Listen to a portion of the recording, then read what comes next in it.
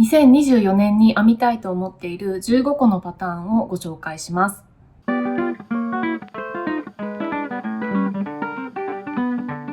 こんにちは、お手紙ヤギです。今日は2024年の編み物の計画を立てたので、今年1年のうちに編みたいと思っているパターンの候補を全部で15個ご紹介したいと思います。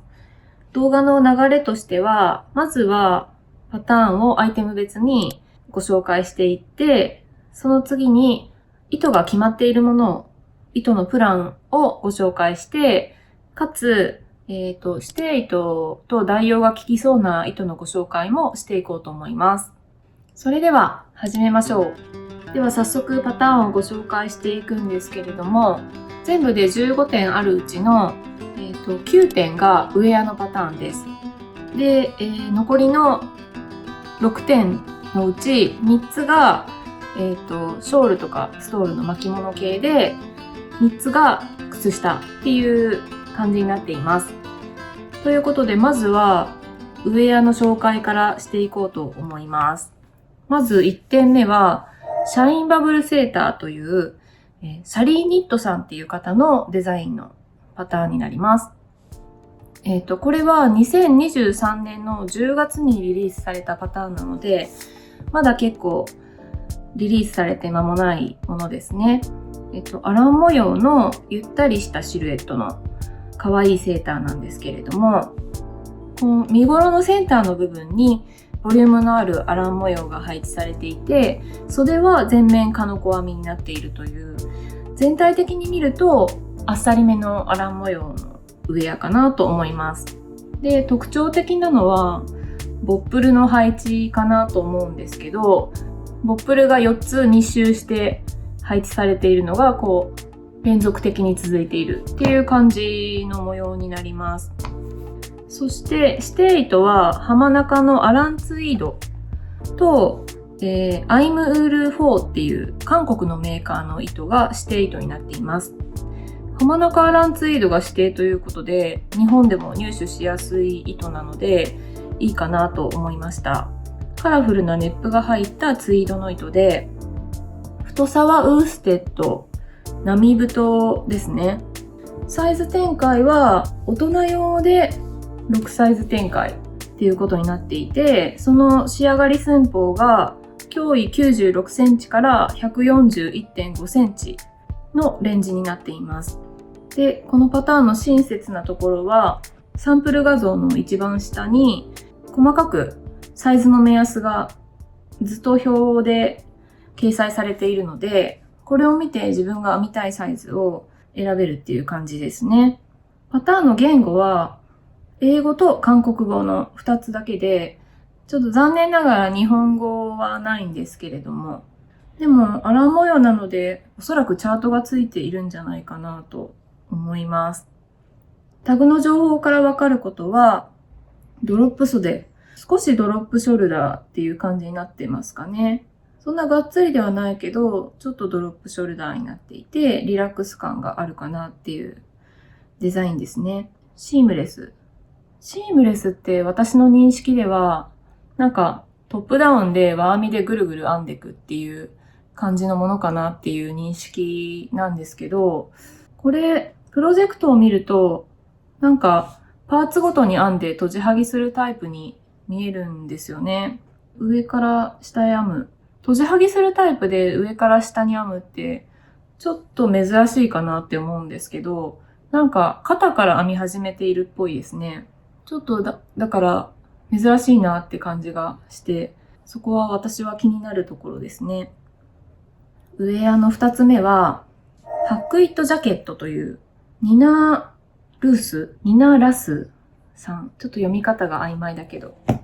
さんのパターンになります。これは2023年の9月リリースっていうことなので、これも結構リリース間もないパターンですね。この最初のサンプル画像でわかるように、すごいパーツごとに豊富なバリエーションを掲載してあるっていう画像からも少なくとも9バージョンぐらいセットになってるパターンみたいな感じなんですかね。結構お得なんじゃないかなって私は思うんですけど、いかがでしょうか。編み地はメリヤスとかガーターっぽく見えるのとか、センターにケーブル模様を入れてる感じになってるのとか、地模様みたいな感じになってるのもありますね。首元のデザインは、丸襟と V ネック、あとなんかハイネックっぽいのもありますね。前立てがどうなっているかっていうのを見ていくと、スタンダードなゴム編みの前立てとか、バイコードエッジっぽいものになっているのもありますね。あとはさっきちょっと言ったジップアップのタイプになっているものとか、あとなんかちょっとガーリーな縁編みを施したやつとか、そんなものがありますね。あと袖も一種類だけじゃなくて、普通にまっすぐ弦目していくタイプの袖と、あとポワン袖っていうんですかね。ちょっと袖口がふんわりしているタイプのお袖が選べるっぽいですね。で、こういういっぱいあるバリエーションを自分の好きなように組み合わせて、オリジナルなウェアが作れるっていう感じなんですかね。で、これは指定糸は太さはバルキーですね。でもなんかゲージから見ると並太の糸で良さそうな感じがしてますけどね。で、サイズ展開が5サイズの展開になっていて、109センチから137センチまでのサイズに対応しているということになっていて、サンプルではモデルさんは胸囲96センチ、着用サイズがサイズ3ということなので、画像のイメージとしてはゆとりが27センチぐらいの想定っていうことになるんですかね。で、言語は英語とドイツ語とノルウェー語。これも残念ながら日本語はないんですけど、こんなにいっぱいバージョンが入ってコスパいいので、英文パターンでチャレンジしてみる価値は私はあるかなと思うんですが、いかがでしょうか。ちなみになんですけど、このデザイナーさんは、このハックイットジャケットの他にも、プルオーバーバージョンで、こんな風にセットになっているものを出しています。でプルオーバーで編みたいなっていう方は、そっちもおすすめです。次は、クラウドセーターというパターンで、プチニットさんのデザインのウェアです。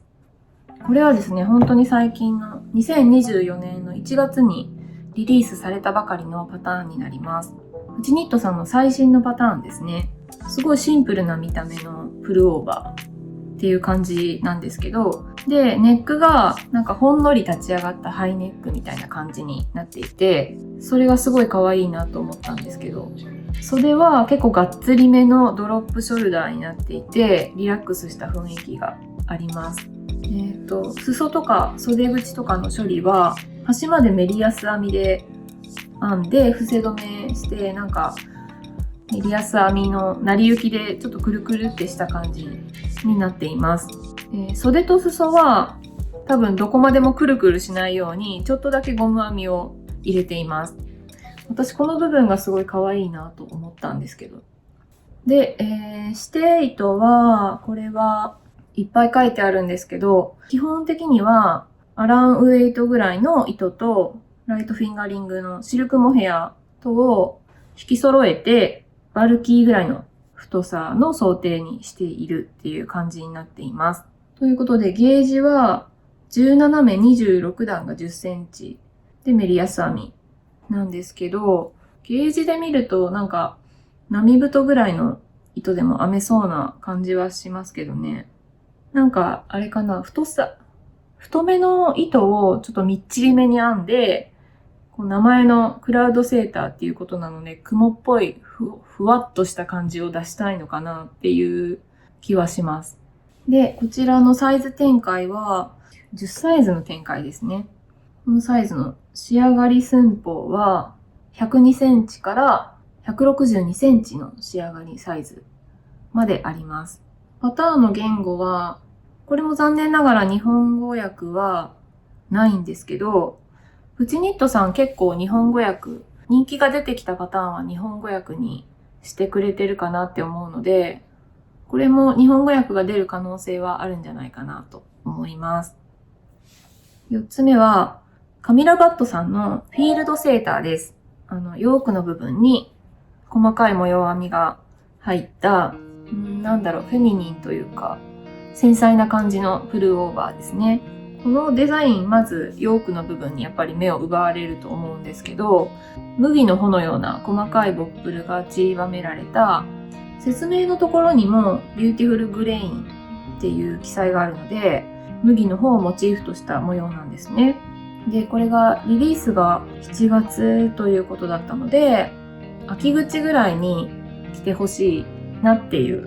想定なのかな。長袖バージョンと半袖バージョンがありますね。サンプルではジャストフィットぐらいな感じの作りなんですけど、ジャストフィットでもゆとりがあっても可愛く着れそうかなと思います。で、これは指定糸はイサガーのエコベビーというスポーツから DK ウェイトぐらいの太さの糸を指定にしていて、これが 68% アルパカと 38% コットンっていうことなので、モヘアと引き揃えたみたいな若干モケモケ感のある糸ですね。なので、例えばソックヤーンとモヘアとかを引き揃えても、この太さと質感を近づけることができるんじゃないかなと個人的には思っているんですけれども、ゲージは20目28段が10センチ。DK でゲージが20目って若干ローゲージ気味に編んでるんですかね。これもやっぱり秋口に着ることをイメージして、ちょっとローゲージ気味にしているのかなっていう気はしました。で、サイズは全部で9つのサイズ展開があって、その仕上がりの寸法は胸囲94センチから142センチの仕上がり寸法になっています。言語は、これも日本語のパターンは残念ながらないです。ちなみにこのデザイナーさんのパターンリリースの特徴としては、同じ模様で結構いろんなアイテムに展開しているっていうのがあって、フィールドセーターもそうなんですけど、セーターであったり、カーディガン、帽子とか、ミトンとか、いろんなアイテムに展開しています。なので、同じシリーズで、例えば、セーターとカーディガン、セーターはジャストフィットに編んで、カーディガンはちょっとゆとりある感じに編んだら、アンサンブルみたいなのが作れるのかなと思います。ということで、ウェアの5つ目は、ウィークエンダーというアンドレア・マウリーさんのデザインのプルオーバーですね。ものすごい数のプロジェクトが作られていて、人気のパターンなんだなと思います。ボートネックで肩にゴム編みのアクセントがあって、身頃のセンターにもアクセントのピーっていう真ん中にラインがあります。で、全体的にシンプルでリラックス感のあるプルオーバーかなと思います。ネックのところのゴム編みが肩までまっすぐずっと続いているのが特徴的で、がっつりドロップショルダーになっていますね。なので、そのゴム編みの模様が二の腕のあたりまでずっと続いていて、それがアクセントになっていると思います。で、シルエット的にはストンとしたボックスシルエットになっています。これの指定糸がウーステッドぐらいの太さのウール 100% の糸ですね。画像で見ると同系色のネップが入ったちょっとシックな印象のツイードかなと思います。で、サイズ展開は9サイズの展開があって、胸周りが 100.5 センチから184センチっていうことで結構ゆったりした感じの仕上がりなんですかね、やっぱり。で、パターンの言語は、これは日本語のパターンがあります。ありがたいことに。ウェアの6つ目は、シャンパンカーディガン。これはプチニットさんのデザインのウェアですね。すごいシンプルな、これもメリヤス編みの V ネックのカーディガンで、こういうプレーンなデザインは糸と模様の相性を気にしなくていいので、指定糸のようにあっさりした糸で編むと長く使える基本的なアイテムになると思うし、なんかその時の流行の感じのテクスチャーの糸を使うとトレンド感があるウェアにもできるんじゃないかなっていうふうに思っています。程よくゆとりのあるシルエットでラグラン袖になっていますね。前立てはおそらくダブルになっているのかなと思います。で、指定糸は DK の糸とシルクモヘアとの糸を引き揃えて、ウーステッド相当の太さにしているっていう感じになります。このダブルサンデーっていう糸は、ソリッドカラーのだいたい合太から並太ぐらいの太さの糸なので、日本のメーカーの毛糸でも結構代用できる糸はいろいろありそうなんじゃないかなって思っています。で、サイズ展開は XS から 5XL の9サイズの展開になっています。113センチから173センチという感じになっています。ゆとり28センチぐらいの想定になっています。パターンの言語はこれもありがたいことに日本語になっています。7つ目は広瀬みどりさんのパウル・クレイセーターです。パウル・クレイの絵画にインスパイアされたカラフルなスクエアの編み込み模様が特徴的なプルオーバーですね。このウェアの指定糸はジェイミソンズのスピンドリフトというフィンガリングの太さの糸なんですけど、これはフェアアイルのセーターのために作られた糸なんだそうです。日本でも比較的入手しやすい糸なのかなと思います。で、太さはフィンガリングなので、ソックヤーンで代用することもできるかなと思うので、ソックヤーンのアマリートの消費のためのプロジェクトにしても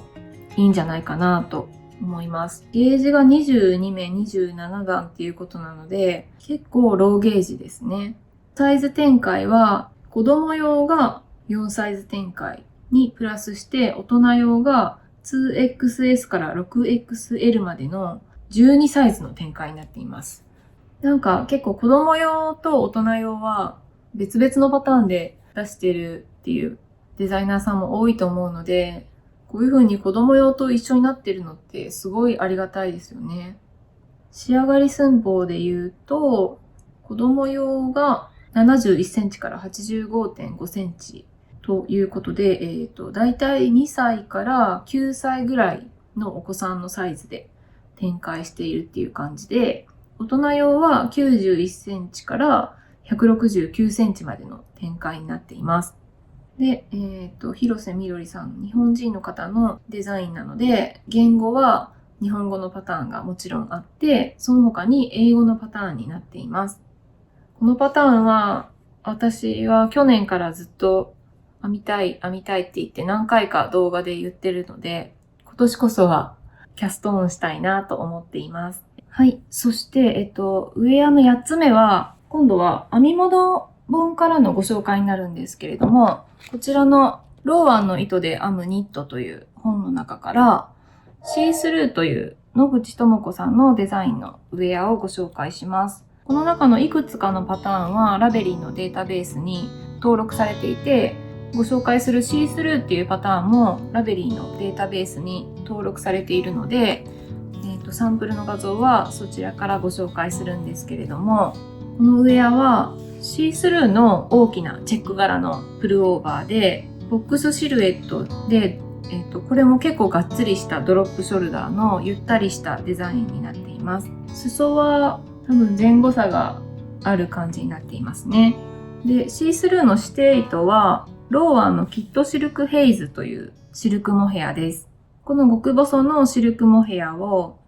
一本取りで編むパートと二本取りで編むパートを分けることによって大きなチェック柄を作っているっていうデザインになっています。ゲージは15目20段ということなので、だいぶローゲージなのかなと思います。もしかしたらモヘアでここまでローゲージだと結構ゲージ合わせるの大変かなとは思うんですけれども。で、サイズ展開は編み物本なのでワンサイズしかないですね。もしこれをサイズ調整するとしたら、このなんか大きな模様的に目数とか段数で調整するのは結構大変そうな気がするので、針の号数を大きくして調整するのがやりやすいかなって個人的には思います。寸法は仕上がりサイズ、胸囲が133センチというゆるっとしたデザインなのかなと思います。この編み図をちょっと見ていると、たくさんのインター社の糸玉が必要だなっていうふうに思ったので、編み方としてはほぼほぼまっすぐ増減なしで編んでいくので、難しくはないんですけど、インター社の糸の取り回しみたいなのが大変かなとは思います。ウェアの9つ目。これでウェアのご紹介は最後の一つになるんですけれども、これは YouTube のチュートリアル動画からのご紹介になります。ユールニッティングさんのデザインのミモザセーターというパターンです。このウェアはですね、ミモザのお花をイメージした地模様が入っているゆるっとしたボックスシルエットのリラックス感のあるプルオーバーで、ミモザの柄はメリアス編みとカノコ編みの配置で作ったつぶつぶした模様が多分ミモザのこんもりしたお花のイメージで作られた模様で、編み方としては大部分がまっすぐ編んでいくだけという編みやすいパターンになっています。で、ミモザ柄がこう首元の最後まで入っていて、切りっぱなし風の端の仕上げが私は可愛いなと思いました。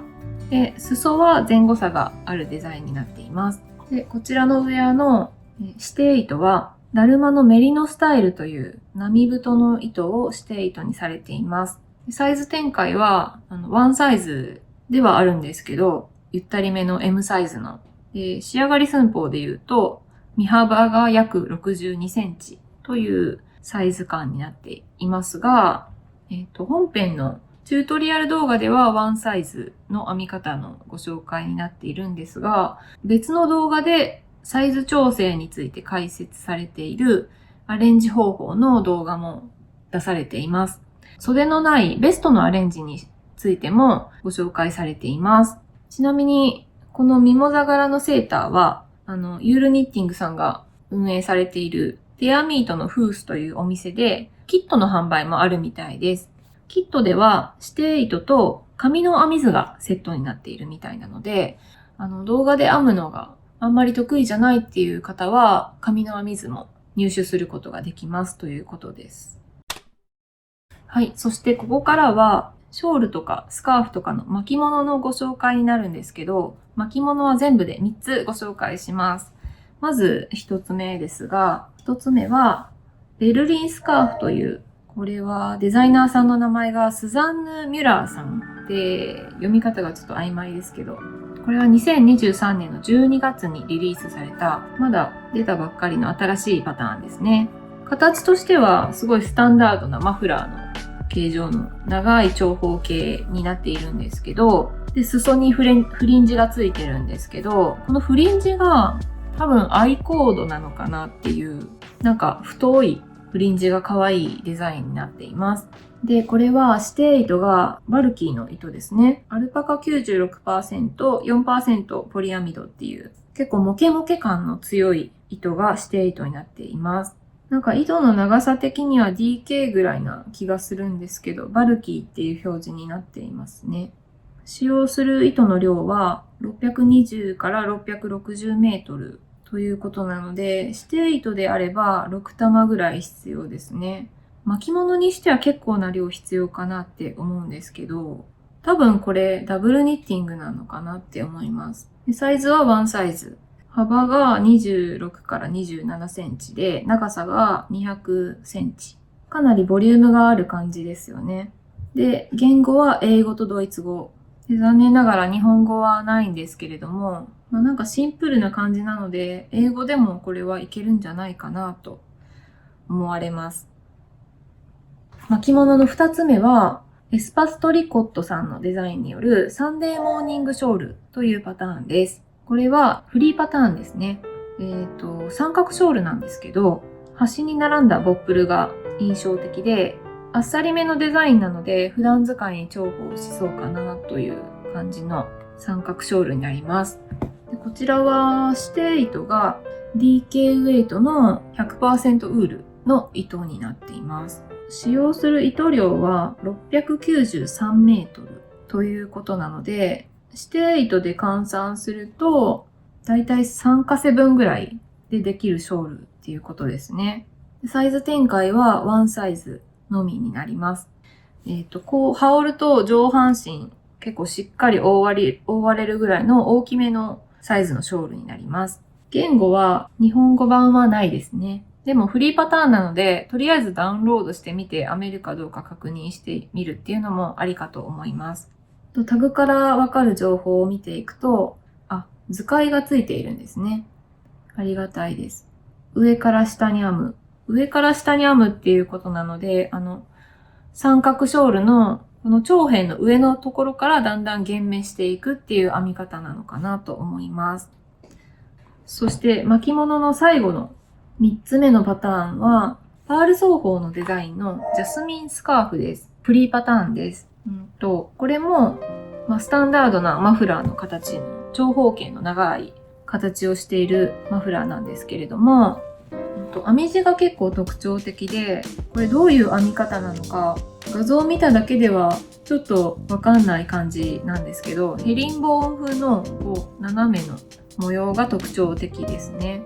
指定糸は 43% アルパカ、42% ウール、15% セルロースという配合のウーステッドの糸ということです。もう販売終了している糸ではあるんですけれども、画像を見る限りではアルパカが入っている糸らしく、ちょっとモケモケ感のある感じの糸になっています。糸の必要量は601メートルから801メートルということで、指定糸で換算するとだいたい3から4カセ分ぐらい必要な糸量になっています。サイズは1サイズですね。仕上がり寸法で言うと、幅が9と2分の1インチで、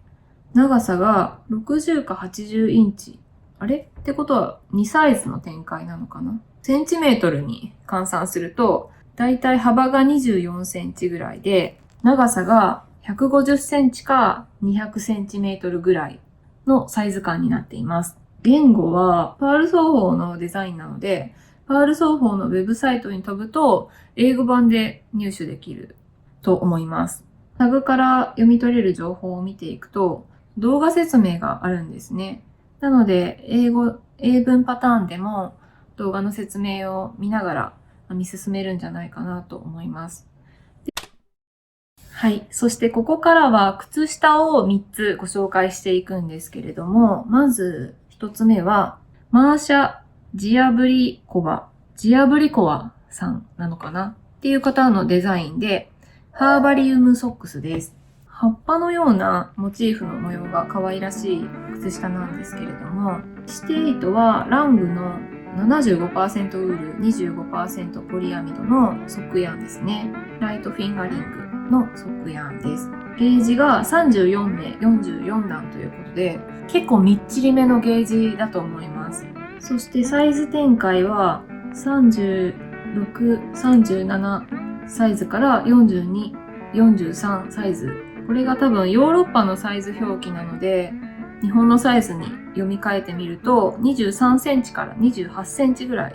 までのサイズ展開があります。そして言語は英語のみですね。タグから読み取れる情報を見ていくと、キャプションとビデオ、動画のチュートリアルがあるのかな。動画説明ありというタグもついてますね。で、表ということで、パターンの中にチャートもついているみたいですね。ヒールフラップ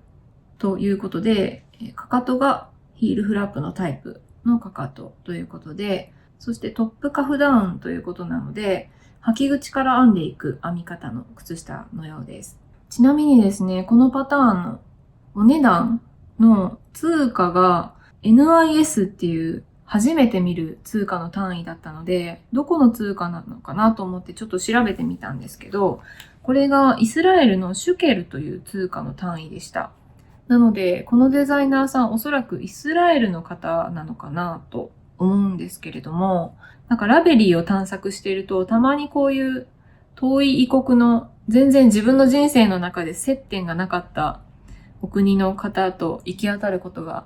あるのが、すごいドキドキしたり、いろんなことに思いを馳せたりする瞬間で面白いなと思います。で、次に靴下の2つ目は、ケイトリン・バートホールドさんのデザインのエイプリルソックスです。これなんか画像で見ると一見どうやって編んでるのかよくわかんない感じの靴下なんですけど、ストライプティーズソックスにちょっと似ているかなって思います。短冊状に編んだものを編みながらだんだんつなげていくっていう編み方の靴下で、もしかしたらそうなのかな、2色の色の毛糸を使って編む靴下なので、色の配色によっていろんな印象にできそうで面白そうなパターンだなと思います。指定糸が、80% ウールと 20% ポリアミドのフィンガリングの一般的なソックヤーンですね。ゲージは32目が10センチということなので、これも若干みっちりめの編み地なのかなっていう感じがします。で、サイズ展開は4サイズの展開になっていて、日本のサイズで対応するサイズを調べてみると、23センチから28センチぐらいなのかなっていう感じですね。で、言語は英語のみです。で、タグからわかる情報を見ていくと、アフターソートヒールっていうことなので、まっすぐ筒状に進んでおいて、後からかかとを編み出すっていう形式の編み方を使っているみたいですね。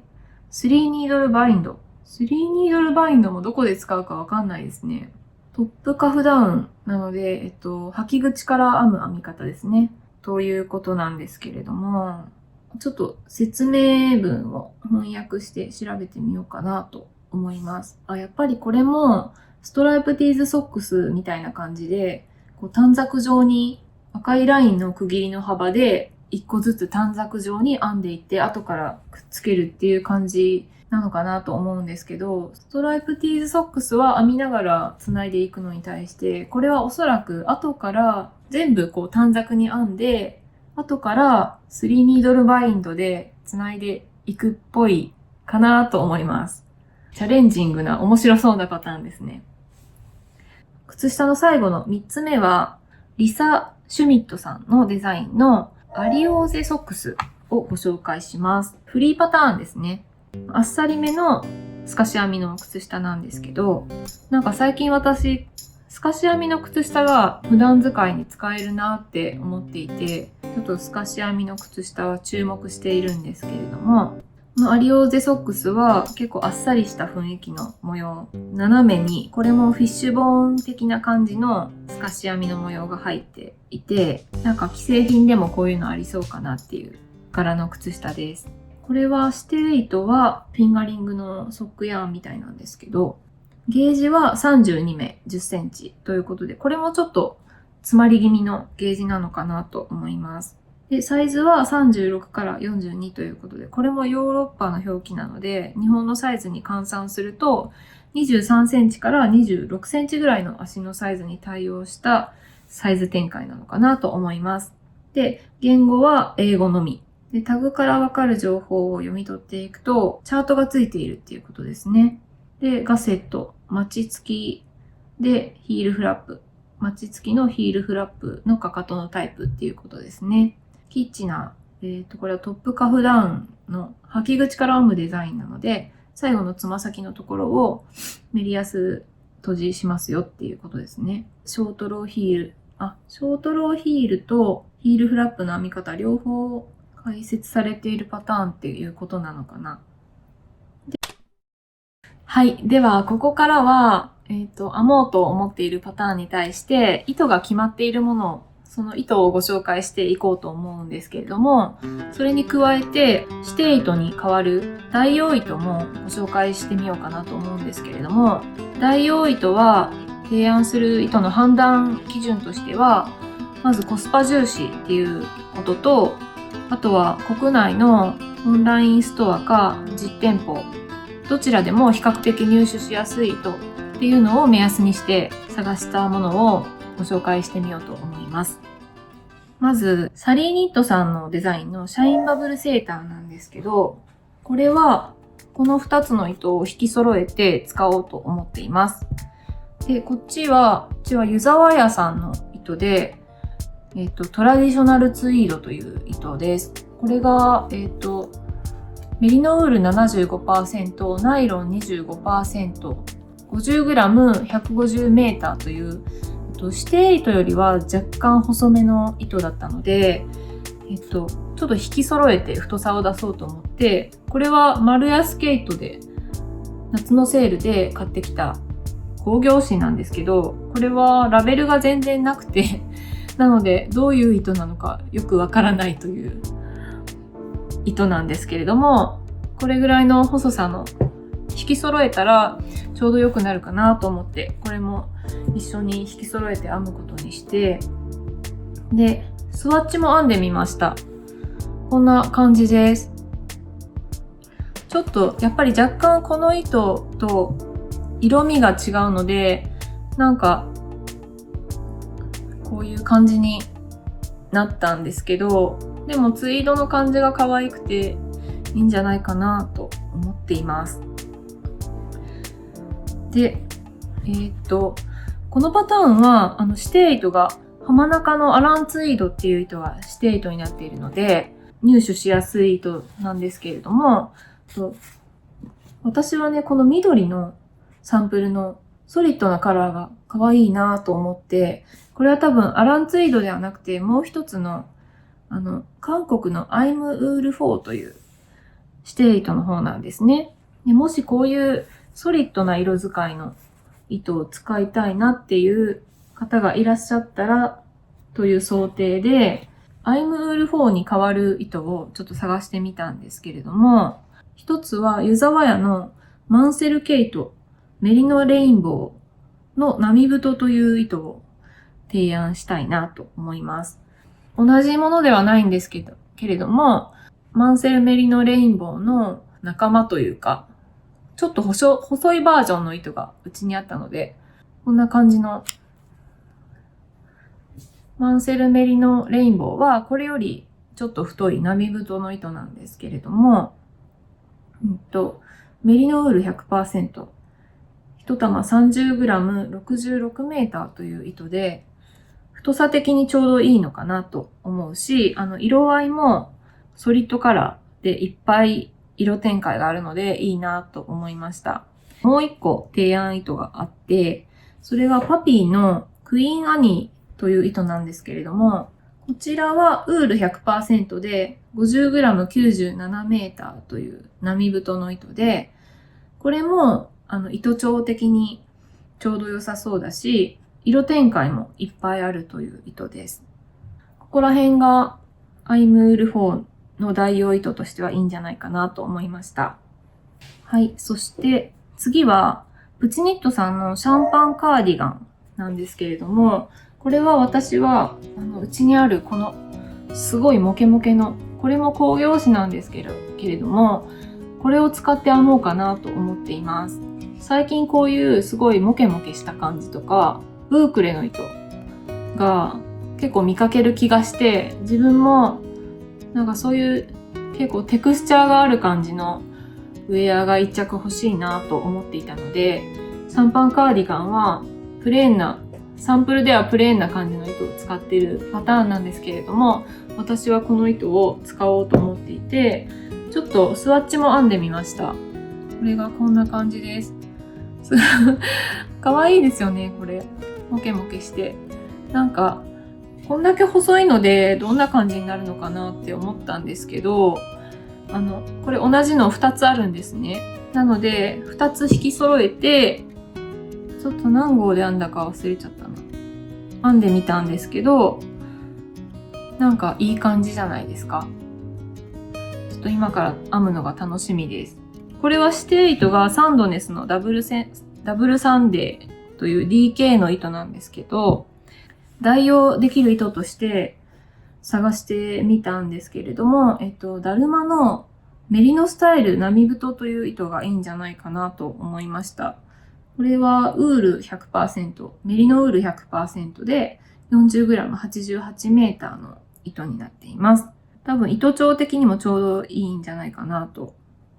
きめ細やかなミクロンタイプのメリノウールを厳選して使用している毛糸。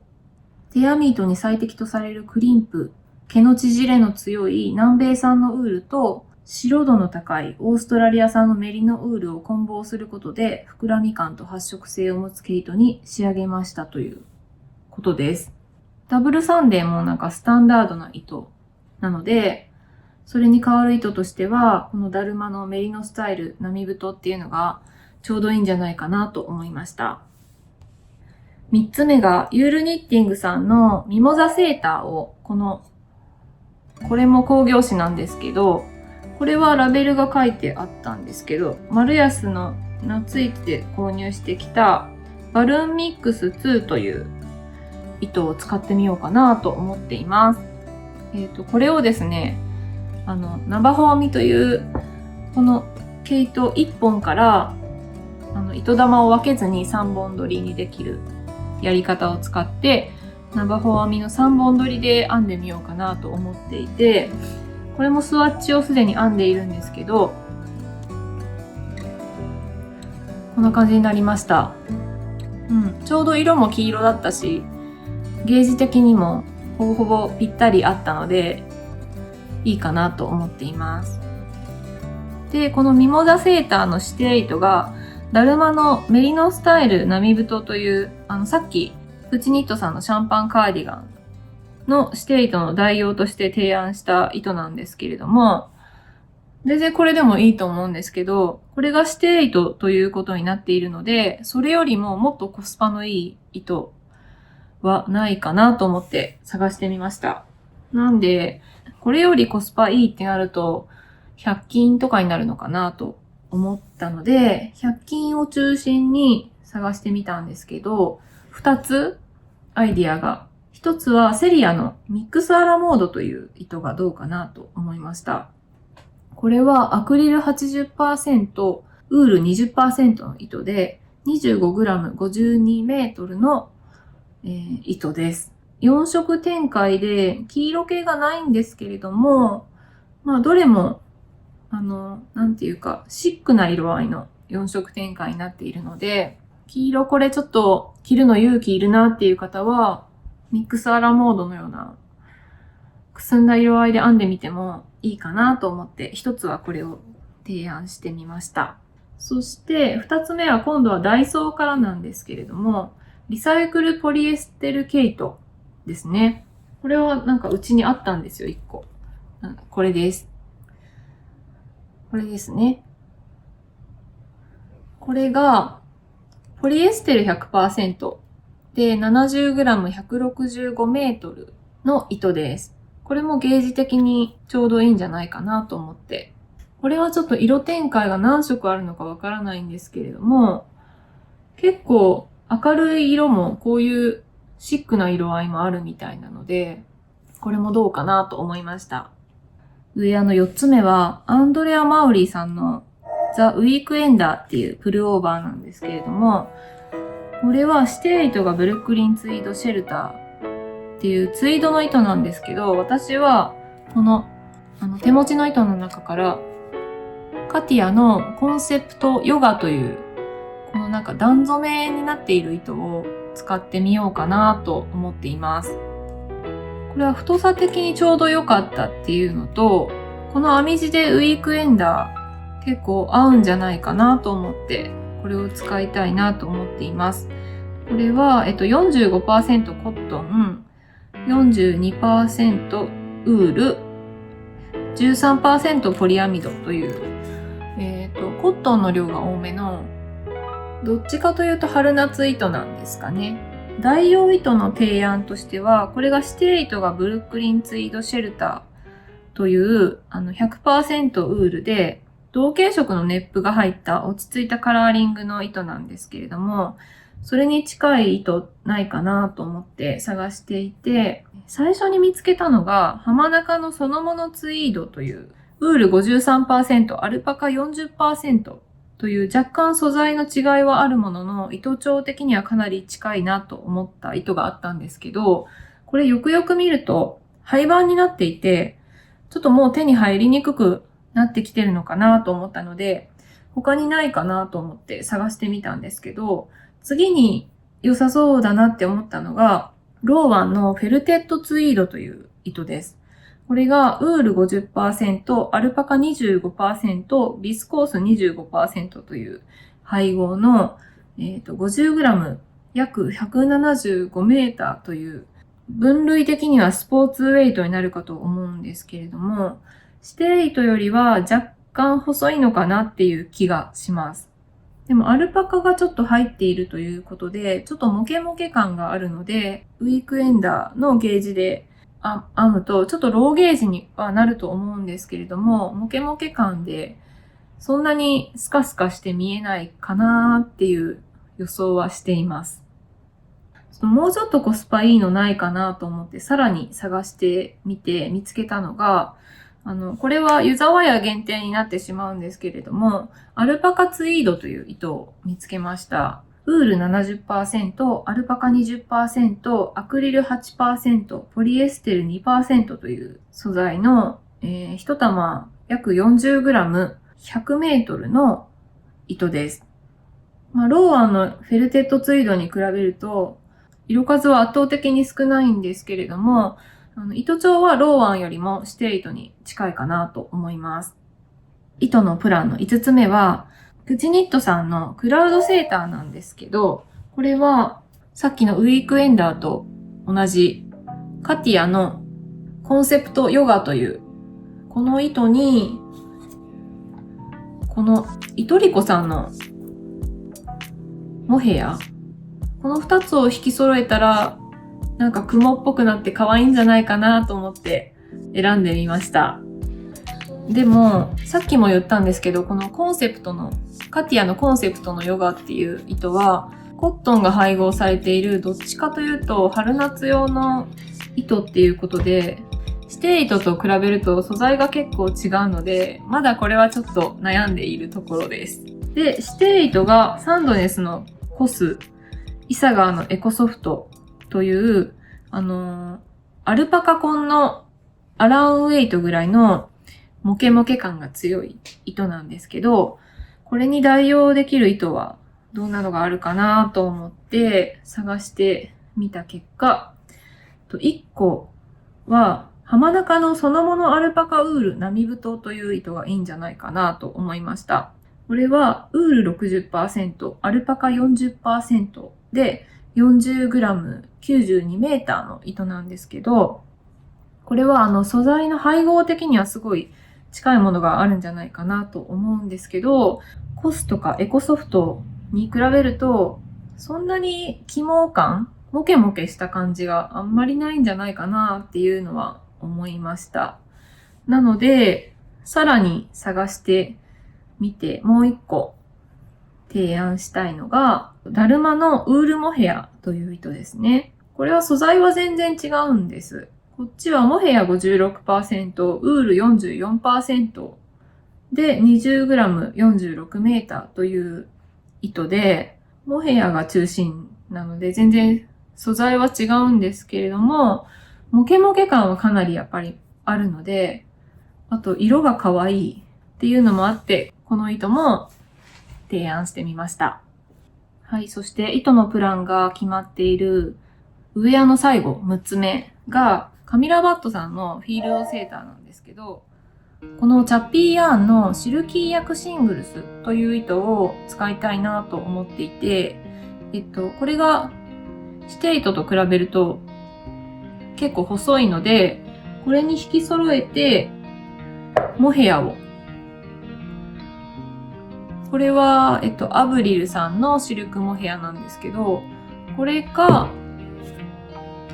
こっちはイトリコさんのシルクモヘアなんですけど、シルクモヘアかどうかわかんない。モヘアなんですけど、これか、どっちか、手持ちの糸の中だとどっちかで引き揃えて編もうかなって思うんですけど、色味が結構違うので、このチャッピーヤーンさんの色がすごく気に入って買った糸なので、引き揃えるモヘアはもうちょっと考えて購入してもいいかなと思って、これはまだ考え中ですね。この糸だけは決まっているって感じです。で、フィールドセーターの指定糸はイサガーのエコベビーというアルパカとコットンの配合のリリアン状の糸で DK ウェイトぐらいのモケモケ感はそんなにないっていう糸なんですけど、これに代用できそうな糸はないかなと思って探したのが浜中のそのものロイヤルアルパカという糸です。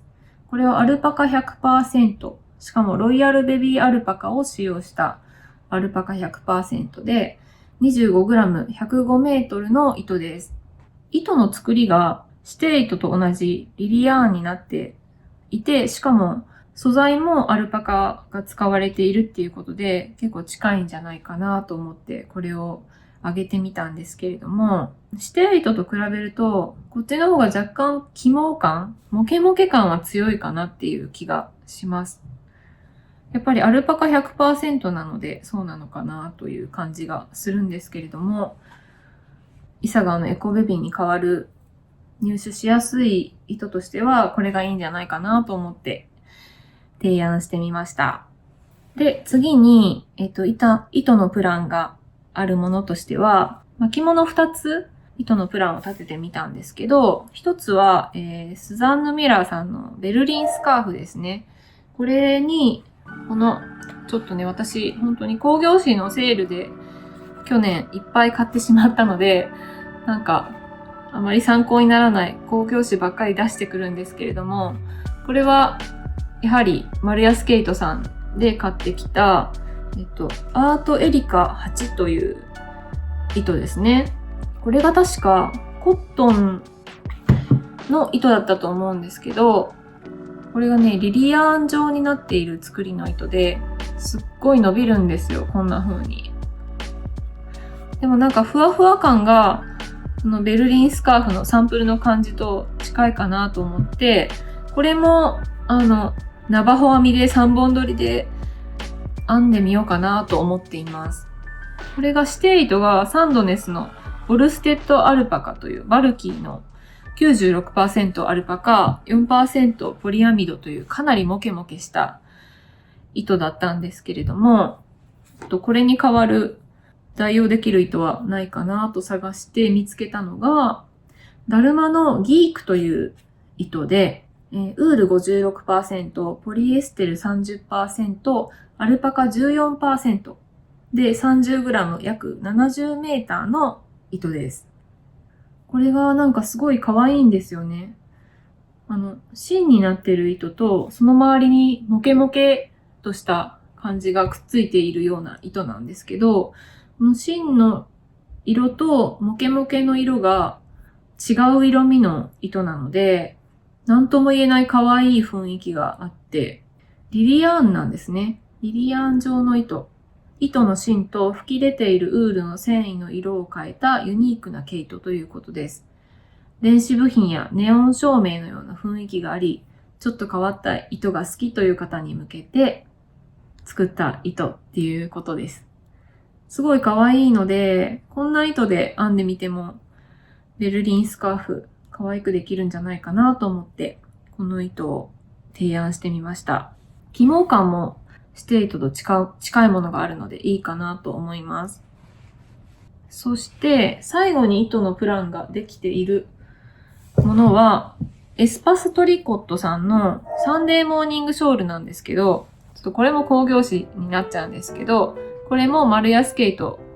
で買ってきた、これは全然データがわかんないグレーの糸ですね。もうただサンプルの色味に近いんじゃないかなっていう理由だけで選んだ糸なんですけど、これも番手とか全然わかんないんですけど、このぐらいの細さなので、とりあえずナバホ編みで3本取りで編んでみようかなと思っています。サンデーモーニングショールの指定糸はエスパストリコットさんのサンデーモーニング DK というもう販売終了した糸が指定糸になっていたんですよね。100% ウールで、画像で見る限り結構強めのメランジ調の糸が指定糸だったんですけど、それに代わる代用糸なんかないかなと思って探してみたところ、一番いいなと思ったのが、浜中さんのアメリーですね。で、アメリーはウール 70%、ニュージーランドメリノという種類を使ったウール 70% のアクリル 30% の糸で 40g110 メーターという並太の糸ですね。これ太さもちょうどいいし、あと色展開が結構メランジ調のものが豊富に揃っているので、色味的にもステイトと近づけることができるんじゃないかなと思って、これを上げてみました。でもう一つ、こっちはもっとソリッドな色合いになっちゃうんですけど、プリンセスアニー、パピーのプリンセスアニーもいいかなと思いました。これは防縮加工のウール 100% の糸で、40g112m のアイブトの糸なので、これも、糸の太さ的にちょうどいいんじゃないかなと思います。はい。ということで、今回は2024年の編み物の計画ということで、パターンを15個ご紹介したのと、糸のプランも、自分で使いたい糸のプランと、代用糸のご提案もしてみました。結構長い動画になっちゃったと思うんですけれども、ぜひ参考にしていただければ嬉しいです。この動画が良かったなと思われた方は、ぜひグッドボタン、チャンネル登録、ベルマークの通知をオンにしていただくと、見逃さずにご覧いただけるので、ぜひ通知もオンにしてみてください。そしてインスタグラムでも動画に載せきれなかった情報を発信していたりするので、ぜひインスタグラムの方も覗きに来てみていただければ嬉しいです。それでは次の動画でお会いしましょう。さようなら。